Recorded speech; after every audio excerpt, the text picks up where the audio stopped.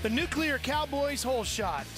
First one to the line. Here's how it's been stacking up so far this year. Villopoto with 2 of them. He's owned Anaheim. Ended up going on to win both of those. Dungy got it at Phoenix and Jeff. You can see how that made a big difference in who went on to win. So that start line area is so key. We talked to some of the riders about the start line area.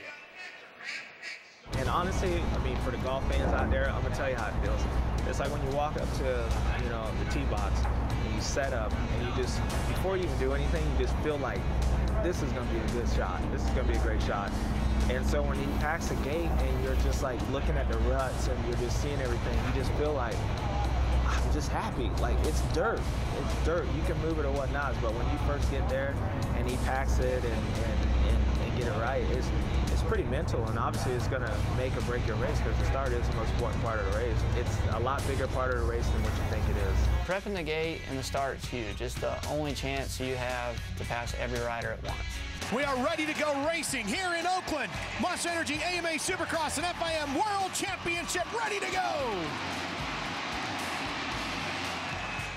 When I go up to the gate, I try to, first of all, look at where you're going to start at, behind the gate, and then also look in front of the gate, because obviously there's ruts behind the gate and there's ruts in front of the gate that you have to go through. So I try to find the best looking rut behind the gate and in front, and then obviously look at angle of where the first turn's at, things like that.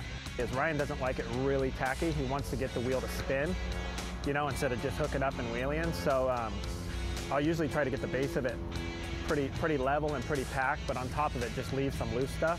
Even if you have to sprinkle it on there, just so you can get that initial wheel spin. Basically, Lars is down there and he's trying to make, like we make a groove when we start, and basically he's trying to make that groove as straight as possible, trying to make it as level as possible, and then just try to make it consistent. So after he takes off for the parade lap, they throw up a lot of dirt onto the starting gate, and usually the first thing you do is clean off the plastic and make sure that's all clean, and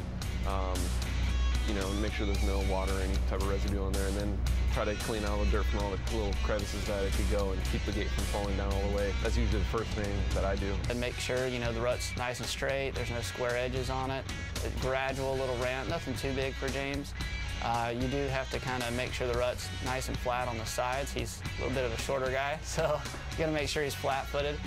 I'm not the most tallest dude out there, so I kind of need them little, I need some little mounds on the side, and I feel it helps a lot. It's good for me because I'm borderline a midget in 34 states.